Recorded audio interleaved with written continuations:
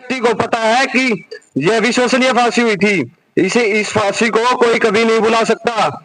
121 बेटों को फांसी दी गई थी, जिसमें से 93 बच्चे सिग्मा की कोख ने दिए थे।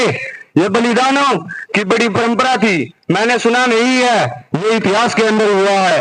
ये कौम शीश देखकर जन्मी है और शीश की ही दानी है।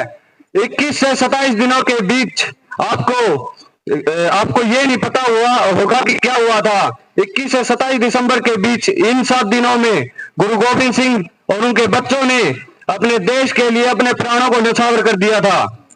गुरु के 4 बेटे बलिदान हो गए थे, जिनमें से 2 बेटे शरीर की दीवारों में चिनवा दिए गए थे। जब जब छोटे बेटे की गर्दन तक ईंट आ गई थी, तो बड़े भाई की आंखों में आंसू आ गए थे। बड़े भाई को रोता देख छोटे भाई ने पूछा, क्या हुआ? मुझे बलिदान का वक्त आया तो मुझे देखकर रोने लगे। इसका उत्तर देते हुए बड़े भाई ने कहा, मैं इस बात को सोचकर नहीं रो रहा हूं छोटे कि बलिदानी का वक्त आ गया, मैं इस बात को सोचकर रो रहा हूं कि इस दुनिया में आया पहले मैं था और जा तुम पहले रहे हो। तभी जोरावर जोर से बोला, फतेह सिंह शोर से बोला। जोरावर जोर से बोला, फतेह सिंह शोर से बोला, रखो ईंटे, भरो गोरे, चलो दीवारे, हत्यारे। यह चलती सांस बोलेगी या दीवार बोलेगी, चलती सांस बोलेगी या दीवार बोलेगी। मेरे देश की जाओ, मेरे धर्म की जाओ, हमारे देश की जाओ, हमारे धर्म की जाओ।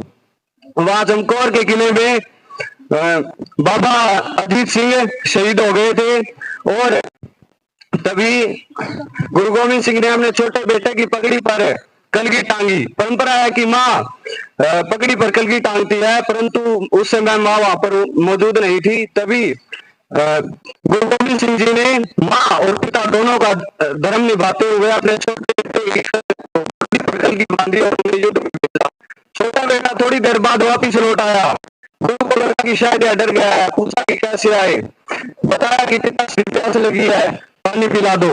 गुरु गोविंद सिंह ने अपनी आंखों के डोले लाल किए और उसे कहा, तुम्हें शर्म नहीं आती? तुम रण के क्षेत्र में खड़े हो और मुझसे पानी मांग रहे हो, शत्रु के लहू से ही क्यों नहीं प्यास बुझा देते?